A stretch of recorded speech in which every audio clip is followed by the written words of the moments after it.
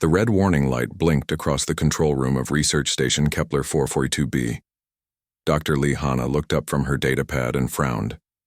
3 years on this remote planet, and the motion sensors had never picked up anything larger than the local rabbit-like creatures. Commander Park, are you seeing this? Hanna called across the station's main lab. Commander Park Ji-won walked over to the sensor display. His military training made him study every detail before speaking. Section 7, about 2 kilometers north of here. Whatever it is, it's big. Hanna felt her heart race with excitement. She had come to this distant world to study alien life. So far, she had cataloged dozens of small creatures and plants, but nothing truly remarkable. The Galactic Council had chosen this planet specifically because it seemed safe and boring. I need to investigate, Hanna said, already reaching for her field equipment. Absolutely not. Park's voice was firm. Council protocols are clear. Any unknown life form above Class C size requires a full team assessment first. Hanna wanted to argue, but she knew Park was right. The Galactic Council had strict rules about first contact with new species. Too many researchers had died in the early days of space exploration by approaching dangerous aliens without proper precautions. Fine, she said, but I'm going out there tomorrow morning with a survey team. Park nodded. I'll assign 2 security officers to accompany you. The next morning, Hanna loaded her equipment into the hover transport. The weather was perfect, with Kepler 442b's twin suns casting a golden light across the purple grasslands.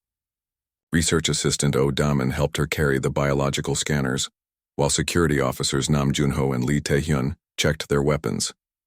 Remember, Park said through the comm system, observe and record only. No direct contact without my authorization. The transport flew over the rolling hills toward the sensor contact point. As they approached, Hanna saw something that made her gasp. In a small valley below, a massive creature lay on its side near a cluster of rocks. Even from a distance, she could see it was injured. Put us down 50 meters away, she told the pilot. The creature was unlike anything in the Council databases. It stood nearly 3 meters tall even while lying down. Its body was covered in scales that shifted color from deep blue to silver. Most striking were the patterns of light that pulsed slowly across its skin like a living constellation. It's beautiful, Hanna whispered. It's dangerous, Officer Nam replied, his weapon ready. Look at those claws.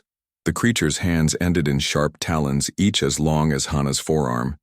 Its head was angular with multiple eyes that seemed to track their movement despite its apparent weakness. Hanna set up her long-range scanner and began taking readings. It's definitely injured. There's some kind of metal fragment embedded in its side. Looks like shrapnel from a crashed ship. There was a meteor shower 3 days ago, Damon said. Maybe its ship was hit. As they watched, the creature tried to stand but collapsed again. It made a sound somewhere between a growl and a sigh. The light patterns on its skin flickered weakly. It's dying, Hanna said quietly. Good, Officer Lee muttered. One less threat to worry about. Hanna spun around to face him. How can you say that? This is a living, intelligent being. How do you know it's intelligent? Nam asked. Hanna pointed to her scanner. Brain activity patterns. They're complex, almost like a human's. And look at how it's watching us. It's studying our behavior just like we're studying it. The creature lifted its massive head and looked directly at Hanna. For a moment, their eyes met across the distance. Hanna felt something she had never experienced before.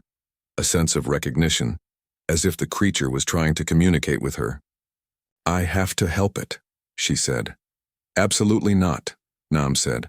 Protocol states that we should preserve life when possible, Hanna interrupted.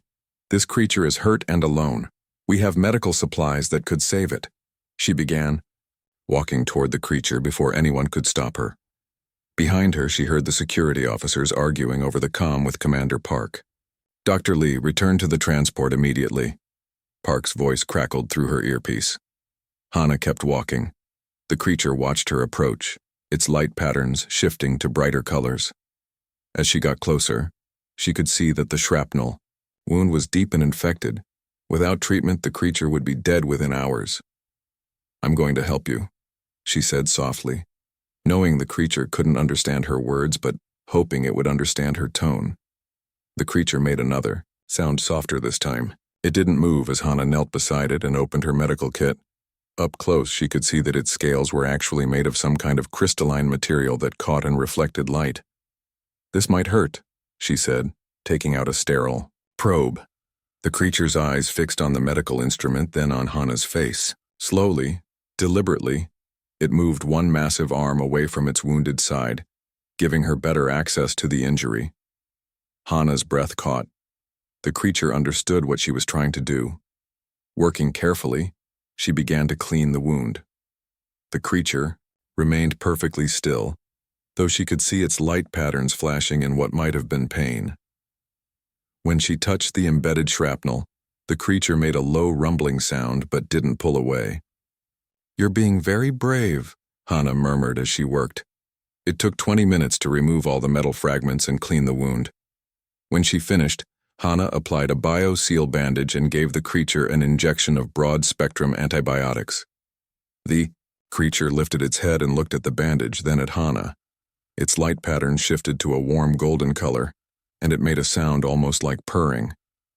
"You're welcome," Hana said with a smile. "Dr. Lee, step away from that thing immediately." Commander Park's voice was sharp with authority. Hana looked back to see Park approaching with 4 armed security officers. The creature saw them too, and its light patterns quickly shifted to bright red.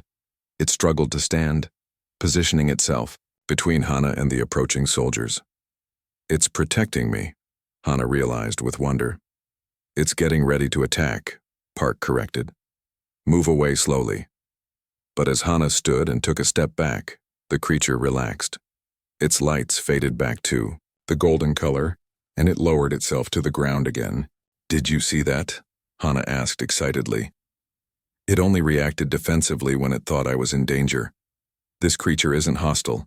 It's intelligent and peaceful." Park stared at the creature for a long moment. "Maybe," he said finally. "But we're still following protocol. Pack up your equipment. We're returning to base to file a report with the council." As they prepared to leave, Hana looked back at the creature one more time. It was watching her with what she could only describe as gratitude. The thought of leaving it alone in the wilderness bothered her more than she expected. "Will you be okay out here?" she asked softly. The creature tilted its massive head and made a gentle rumbling sound. Then it did something that made Hana's heart skip. It pressed one huge claw against its chest, right over where its heart would be, and then pointed that same claw toward her. Even without words, the message was clear. "Thank you." As the transport lifted off, Hana watched the creature grow smaller in the distance. She had made first contact with an intelligent alien species, possibly saved its life, and learned that not all monsters were as dangerous as they appeared. She also knew this was just the beginning. Tomorrow, she would find a way to return. 3 days passed before Commander Park finally gave Hana permission to return to the valley. The council's response had been slow but clear. Observe the creature from a safe distance and document its behavior. No direct contact unless absolutely necessary. Hana packed fresh medical supplies anyway. "I don't like this," Research Team Leader Kang Minho said as he watched her prepare. "We don't know anything about this species. What if it's just waiting for us to get close enough to attack?" "Then why didn't it attack me the first time?" Hana asked. "I was completely vulnerable, and it could have killed me easily." Dr. Sujin, the station's psychologist, looked up from her notes. "Actually, the creature's behavior patterns are fascinating. Based on your report, it showed clear signs of gratitude and protective instinct. Those are advanced emotional responses." Minho shook his head. "Emotions can change quickly. A grateful animal can become a dangerous one if it feels threatened." When the transport reached the valley, Hana was relieved to see the creature was still alive. It had moved to a sunny spot near a small stream and appeared to be resting. The bio-seal bandage was still in place, and the creature's light patterns were a calm blue-green color. "Readings show it's much healthier," Damon reported from his scanner. "Heart rate is normal and the infection markers are almost gone." Hana set up her observation equipment 50 meters away, as Park had ordered. But as soon as she began working, the creature lifted its head and looked directly at her. Its light patterns shifted to the warm golden color she remembered from their first meeting. "It recognizes you," Sujin said with excitement. "Dr. Lee, this could be the most significant discovery in xenobiology in decades." For an hour, Hana observed, and took notes while the creature watched her back. It seemed content to simply know she was there. But when she began packing up to leave, the creature stood and walked slowly toward her. "Everyone stay calm," Park's voice came through the comm. "Weapons ready, but do not fire unless it shows aggression." The creature stopped about 10 meters away and sat down, much like a large dog would. Then it did something unexpected. It reached behind itself and pulled out a strange crystalline formation, placing it on the ground between them. "What is it doing?" Minho asked. Hana stared at the crystal. It was beautiful, with internal light that matched the creature's own bioluminescence. "I think it's giving me a gift." "Animals don't give gifts," Officer Nam said through the comm. "Intelligent ones do," Sujin replied. "Gift giving is a sign of advanced social behavior. It wants to establish a relationship." The creature nudged the crystal closer to Hana, then backed away and sat down again. Its light patterns pulsed gently, and it made the soft purring sound she had heard before. Against protocol, Hana walked forward and picked up the crystal. It was warm to the touch and seemed to pulse with its own heartbeat. The creature's lights immediately brightened with what looked like joy. "Thank you," Hana said, knowing the words meant nothing to the creature but hoping her tone conveyed gratitude. The creature tilted its massive head and made a series of different sounds, as if trying to communicate. Hana listened carefully, noting the patterns and pitch changes. "Are you trying to talk to me?" she asked. Over the following weeks, Hana returned to the valley every day. Each time, the creature was waiting for her with another gift: rare minerals, unusual plants, or more crystals. In return, Hana brought it food supplements and checked on its healing wound. The creature began to learn her routine. It would be waiting at the same spot each morning, and it started responding to simple gestures. When Hana waved, the creature would flash its lights. When she sat down, it would sit too. "The learning curve is remarkable," Sujin noted during one of their observation sessions. "It's adapting its behavior based on social cues. This level of intelligence rivals human cognitive development." But it was Damon who made the next breakthrough. During his third visit to the valley, he accidentally tripped over a rock and fell hard, twisting his ankle. Before anyone could help him, the creature was there. Moving with surprising gentleness for something so large, the creature carefully lifted Damon and carried him to a flat area away from the rocks. It set him down softly, and then stepped back, its lights flashing in what seemed like concern. "It helped me," Damon said in amazement. "It actually helped me. The creature is showing empathy toward other humans, not just Dr. Lee," Sujin observed. "This suggests it views our entire species as worthy of protection." The next day brought an unexpected challenge. A severe storm struck the research station, with winds strong enough to damage the outer buildings. The communication array was torn loose and part of the lab roof was ripped away. As the research team worked to make emergency repairs, something large moved through the storm toward them. Park immediately called for alert status, but Hana recognized the distinctive light patterns before anyone else. "It's my friend," she called out over the howling wind. The creature emerged from the storm carrying a large piece of metal plating in its massive arms. Without waiting for permission, it approached the damaged lab and began helping to secure the roof. "How does it know what we need?" Minho shouted over the wind.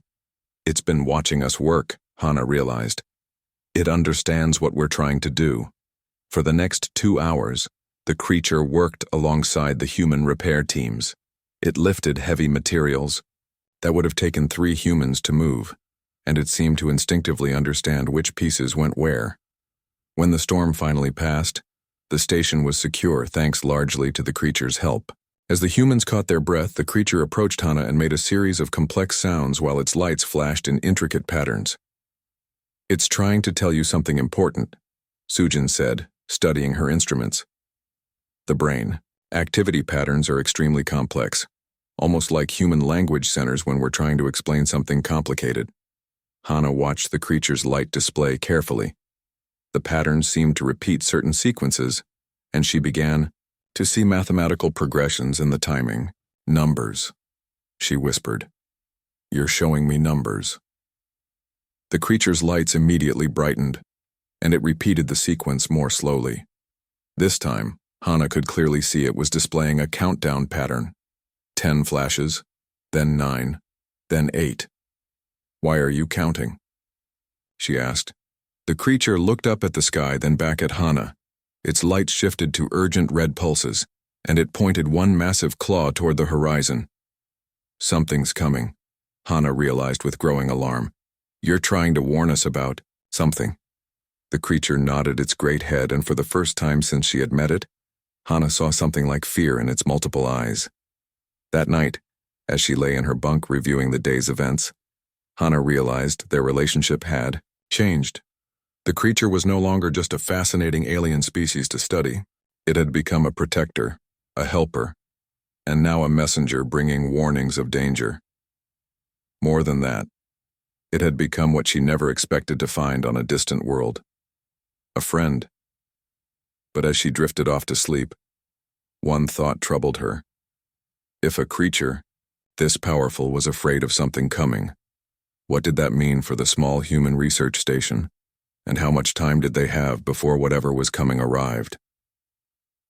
The crystal the creature had given her pulsed gently on her nightstand, its light keeping rhythm with her heartbeat as she finally fell asleep. The countdown continued for 5 more days. Each morning the creature would show Hana a different number with its lights. 7, 6, 5. Whatever was coming was getting closer. Hana spent hours trying to understand the creature's warning patterns. She drew the light sequences in her notebook and compared them to star charts. The mathematical progressions were becoming more complex, showing not just numbers but geometric shapes and orbital patterns. It's showing us space coordinates, she told Sujin during their daily briefing. These aren't random patterns. They're navigation data. Navigation for what? Minho asked, though his skeptical tone had softened over the past weeks. Even he couldn't deny the creature's obvious intelligence anymore. Before Hana could answer, the communication array picked up an incoming signal. Commander Park's face went pale as he read the transmission. We have visitors, he announced. A Galactic Council enforcement ship just entered the system. They'll be here in 3 days. Hana felt her stomach drop. Why are they coming here? Someone filed a report about protocol violations, Park said, looking directly at her. Contact with an unclassified alien species without proper authorization. The creature's countdown suddenly made terrible sense. Somehow it had known the council ship was coming before their own sensors detected it. 2 days later, the sleek council vessel landed near the research station. Ambassador Kim Young-soo emerged with a team of armed enforcement officers, their faces grim behind tactical helmets. Dr. Lee Hana, Ambassador Kim said formally, you are under investigation for violation of First Contact Protocol 7. You will cease all interaction with the alien entity immediately. Its name is Companion, Hana said firmly. And it's not dangerous. Kim pulled out a data pad and showed her the screen. According to council records, this species is classified as hostile. They destroyed 3 research stations in the Outer Rim colonies. 47 people died. Hana stared at the images on the screen. The creatures in the photos looked similar to her friend, but the destruction was horrific. Ships torn apart, buildings crushed, researchers killed. There has to be an explanation, she said. My friend would never hurt anyone. Your friend, Kim said coldly, is a killer. These creatures attack without warning and show no mercy. We're here to eliminate the threat before it can harm anyone else. That afternoon, Kim and his team set up a containment perimeter around the valley, where the creature waited for Hana's daily visit. When she tried to go to it, 2 enforcement officers blocked her path.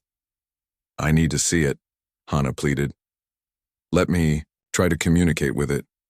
Maybe I can learn the truth about what happened at those other stations.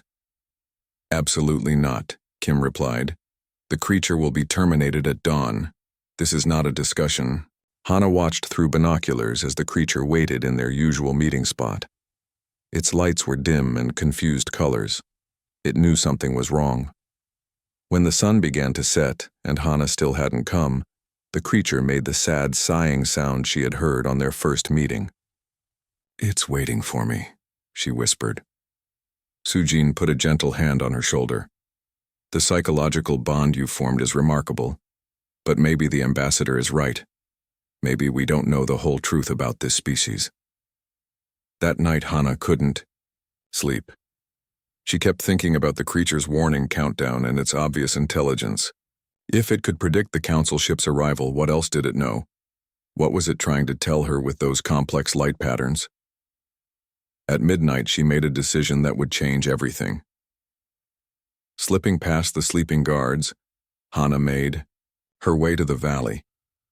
The creature was still there, curled up near the stream where it always waited for her. When it saw her approaching in the darkness, its lights immediately brightened with joy.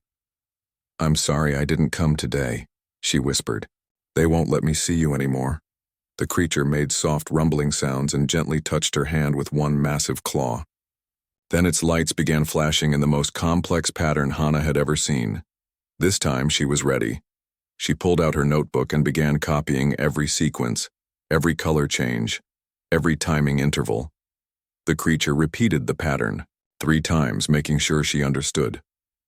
When it finished, the creature stood and began walking deeper into the valley. It looked back at Hana and made an encouraging sound. "You want me to follow you?" she realized. They walked for 20 minutes, through the purple grass until they reached a cluster of large rocks. The creature moved several stones aside, revealing a hidden entrance to an underground cave. Inside, Hana gasped at what she found. The cave was filled with dozens of small creatures, each no bigger than a human child. They were clearly the same species as her friend, but their scales were soft and their lights flickered weakly. They were babies. "Oh my God," Hana breathed. "You're protecting them." The creature made gentle sounds to the small ones, who gathered around its feet with obvious affection. Then it turned to Hana and began showing her images in its light patterns, pictures that told a story. Hana saw council ships arriving at a peaceful colony. She saw adult creatures like her friend living in harmony with their young.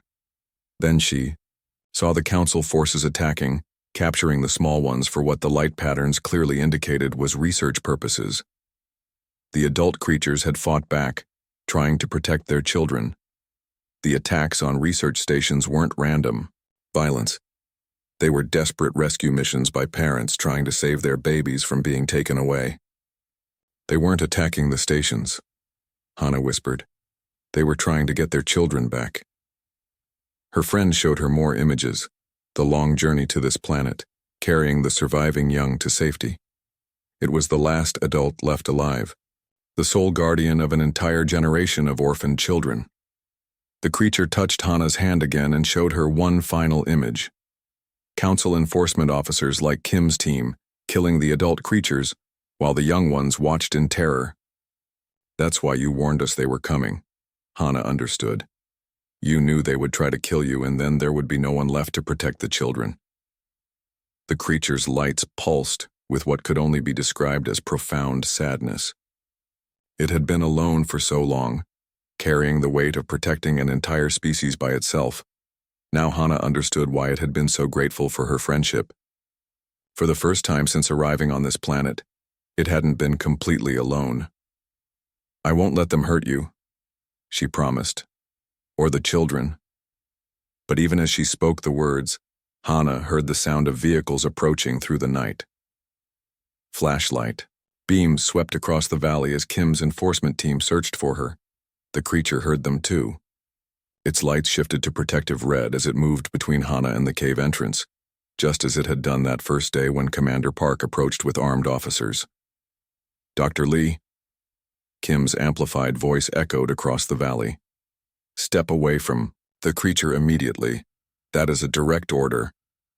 Hana looked at her friend, then at the small faces peering out from the cave behind them. Dozens of young lives depending on this one brave creature who had already lost everything. The enforcement team was getting closer. Soon they would discover the hidden nursery, and Hana couldn't bear to think what would happen to the helpless, young ones. She had to make a choice: follow council orders and condemn an innocent species to extinction, or stand with her friend and face the consequences of defying the most powerful organization in the galaxy. As the flashlights grew brighter and the voices grew louder, Hana stepped forward to stand beside the creature. "I'm not going anywhere," she called back into the darkness.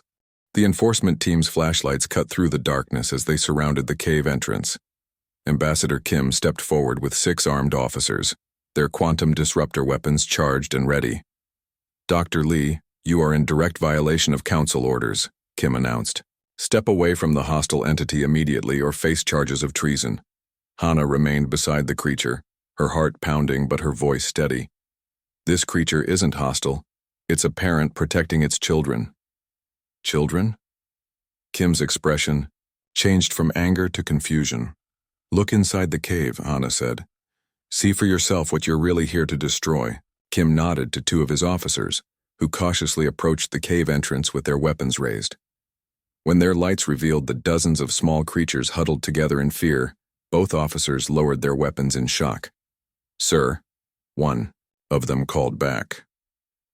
"You need to see this." Kim walked to the cave entrance and stared at the young creatures. They were clearly the same species as the adult, but their innocent eyes and gentle movements made them appear completely harmless. "This changes nothing," Kim said after a long moment. "Adult specimens of this species are classified as extremely dangerous. The young ones will be relocated to a research facility for study."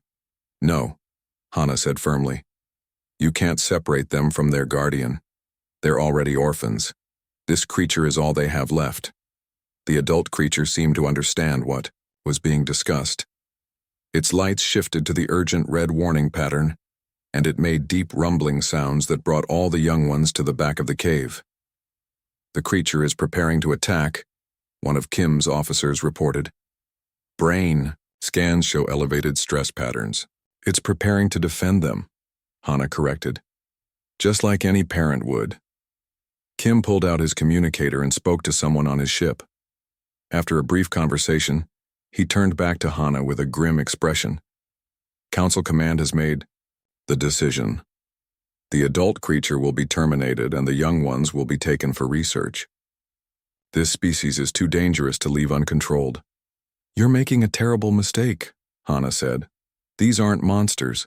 They're a peaceful species that was defending their families from being kidnapped." "The Council's decision is final," Kim replied. Officers prepare to neutralize the target. The enforcement team raised their weapons, but before they could fire, Commander Park's voice crackled through their communications. "All units, we have a priority alert. Unknown ships are approaching the system at high speed. Everyone return to base immediately." Kim looked frustrated. "How many ships?" 7 vessels, non-council design. They'll be here within the hour." "Sir," one of Kim's officers said, "we should complete the mission first. It will only take a few minutes to eliminate the creature." Kim considered this, then nodded. "Agreed. We finish this now." As the officers took aim, the creature did something that surprised everyone. Instead of attacking or running, it gently pushed Hana away from itself and walked toward the weapons. "What is it doing?" Kim asked. Hana watched in amazement as her friend approached the enforcement team with its hands raised in a gesture of surrender. Its lights had shifted to the soft golden color that meant peace and gratitude. "It's giving itself up," she realized. "It's sacrificing itself to protect me and the children." The creature stopped just a few meters from the officers and lowered its massive head. It looked directly at Hana and flashed a complex light pattern that she had learned meant friend and thank you. "Don't do this," Hana pleaded, tears streaming down her face. "Please don't give up." But the creature had made its decision. It closed its eyes and waited. "Fire," Kim ordered. Before the officers could pull their triggers, the ground began to shake. A deep rumbling sound echoed across the valley and bright lights appeared in the sky above them. "The unknown ships are landing," Park's voice reported urgently. "They're not responding to our communications." 7 large vessels descended from the night sky, their hulls marked with symbols that matched the crystal formations the creature had been giving to Hana. As the ships landed around the valley, their doors opened to reveal dozens of creatures identical to Hana's friend. "It's the rest of their species." Sujin's voice came through the comm system. "They've come for their children." The newly arrived creatures moved with obvious intelligence and purpose. They weren't attacking. They were forming a protective circle around the cave where the young ones were hidden. One of the adult creatures, larger than the others, approached the group near the cave entrance. It looked at Hana's friend, then at the human enforcement team, and finally at Hana herself. The large creature began flashing complex light patterns. Hana's friend responded with its own patterns, clearly explaining everything that had happened. "They're talking," Hana whispered in wonder. Kim backed away nervously as more creatures approached. "All units, fall back to a defensive position." But the creatures weren't showing aggression. Instead, the large one approached Hana directly. It studied her for a long moment, then touched the crystal pendant she wore, the first gift her friend had given her. The creature's light shifted to the same golden color she associated with friendship and gratitude. It looked back at her friend, then at Hana again, and made a sound that was clearly approval. "I think it's thanking you," Sujin said through the comm, "for protecting their guardian and the children." More creatures began emerging from the cave, but these were different. Adults who had been hiding deeper underground, too injured or weak to reveal themselves before.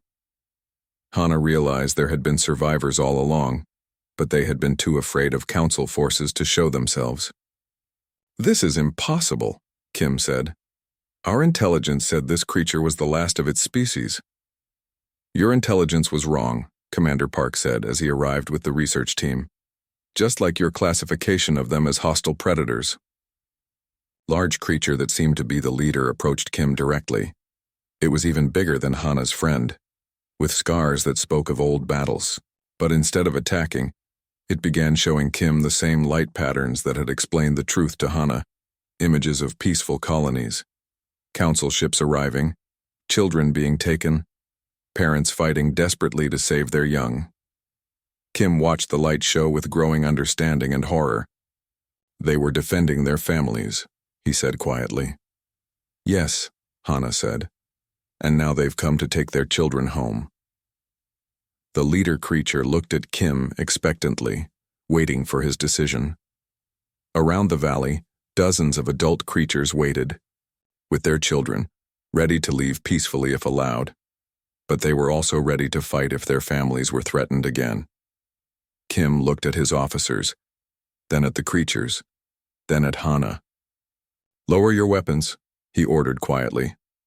"Sir?" one officer questioned. "I said lower your weapons," Kim repeated more firmly. "We're standing down." As the enforcement team holstered their weapons, the tension in the valley immediately decreased. The creature's lights shifted to calmer colors and the young ones began to emerge from hiding. Hana's friend approached her one last time. It touched her hand gently and flashed the pattern that meant friend, then goodbye. "You're leaving," Hana said, understanding.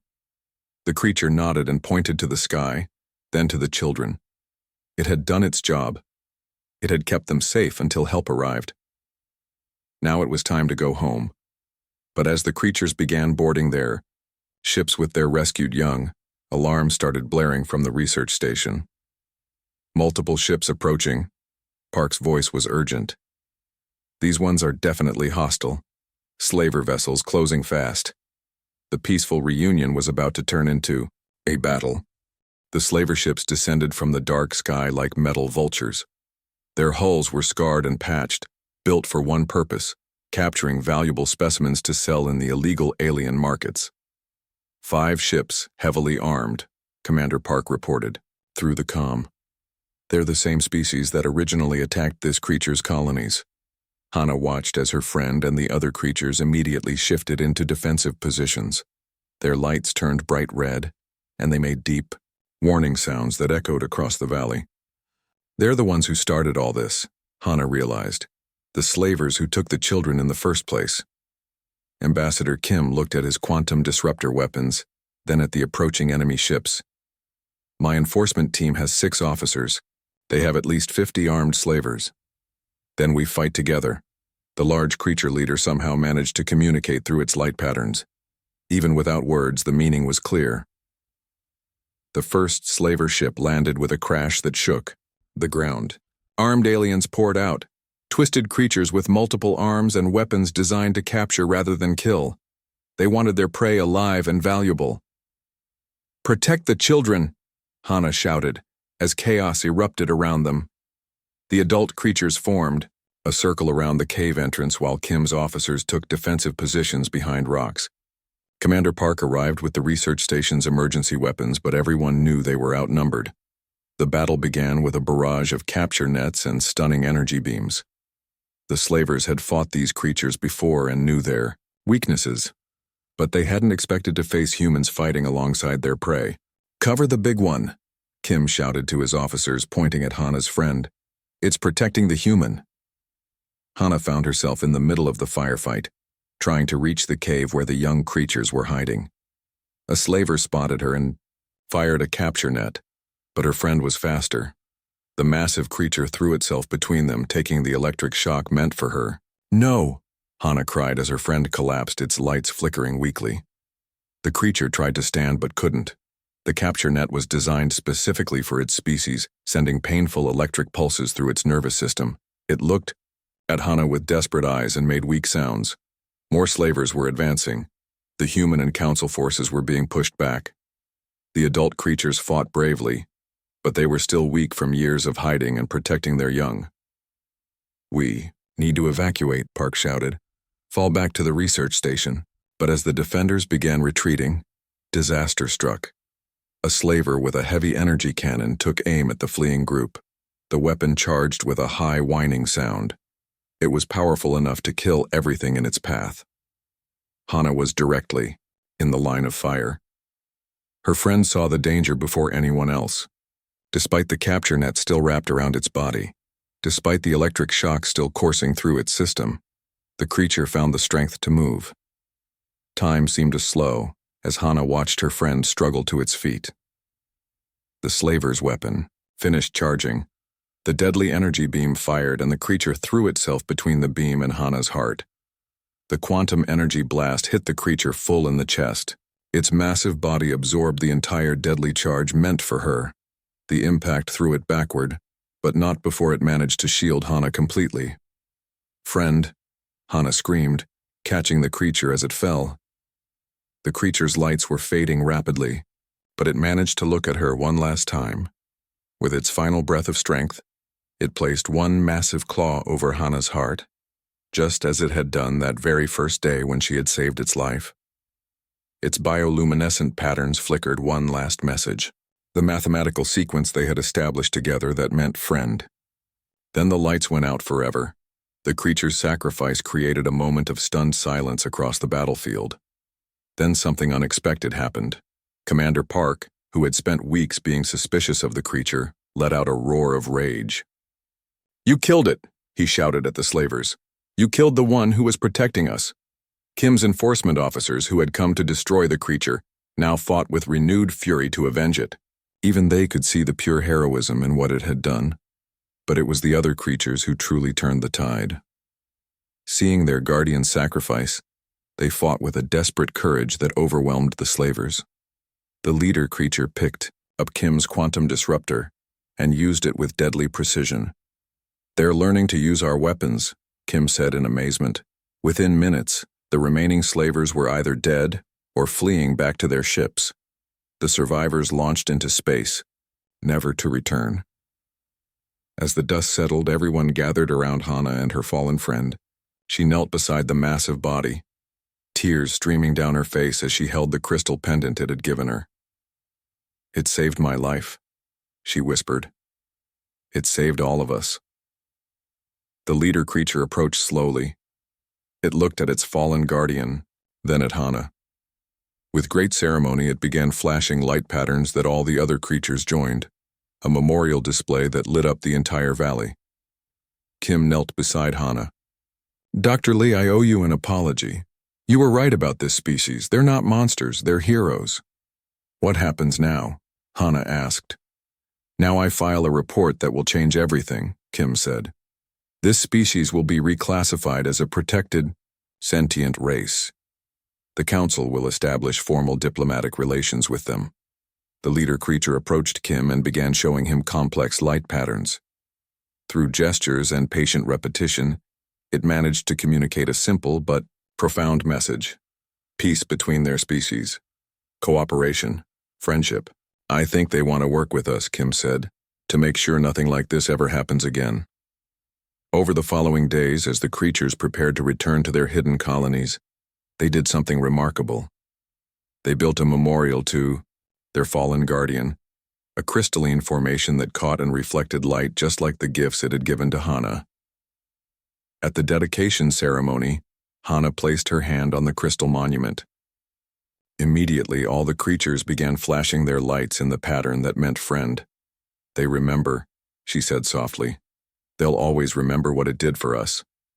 Ambassador Kim stood before the memorial and made an official declaration. This creature will be remembered as the first ambassador between our species. Its sacrifice created the bridge that brought us together. Years later, when human colonies were protected by creatures who had learned to trust humans, when the species worked together to stop slaver attacks across the galaxy, when children of both species played together in safety, they would remember this moment, the moment when one brave creature chose to take a bullet to shield a human heart, and in doing so, saved two entire species from a future of fear and war. Hana kept the crystal pendant for the rest of her life. Sometimes, in quiet moments, she would hold it close and whisper, "Thank you, friend." And somehow in the gentle pulse of light that always seemed to answer, she knew her friend was still watching over her. The beast that others had feared had become the friend who saved them all. And in its sacrifice, it had created something beautiful, a universe where friendship could bridge any gap between the stars.